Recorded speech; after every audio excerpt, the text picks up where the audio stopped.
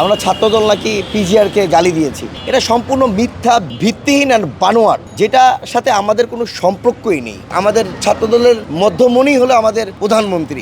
আমরা সবসময় প্রধানমন্ত্রীকে আমরা ধারণ করি, লালন করি এবং বুকের ভেতর, বুকের স্পন্দনে আমরা পালন করি।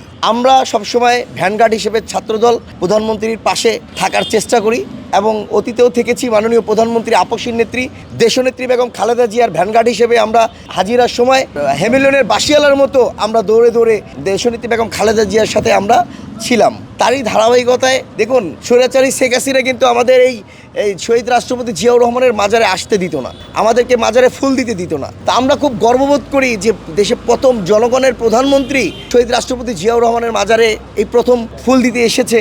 তারই ধারাবাহিকতায় আমরা ছাত্রদল সবসময় ভ্যানগার্ড হিসেবে থাকি। তো আমাদের দৌড়াদৌড়ি, আমরা প্রধানমন্ত্রী ফুল দিয়ে চলে যাচ্ছিল, যাওয়ার সময় আমরা সবাই ছাত্রদলরা সালাম দিয়ে, আমি দেখবেন আমার আছে, আমরা দৌড় দিয়ে সালাম দিয়ে বিদায় দিচ্ছি।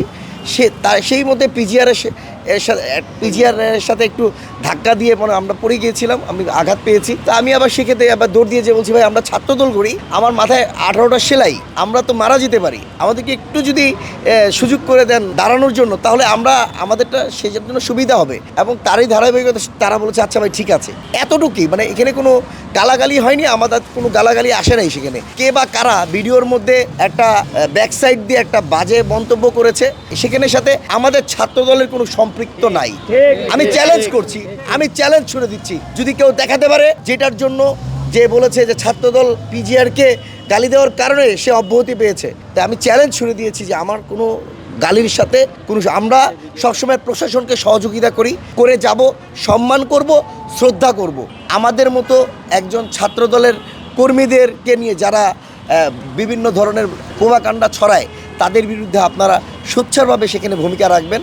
পার্টি যে কোনো সিদ্ধান্ত নিতেই পারে, যে কোনো সিদ্ধান্ত, আমি পার্টিকে স্যালুট জানাই, পার্টির যে কোনো সিদ্ধান্তকে আমি স্যালুট জানাই। অবশ্যই আমাদেরকে প্রধানমন্ত্রীর প্রোটোকলকে সম্মান দেখিয়ে আমাদেরকে কার্যক্রম করতে হবে।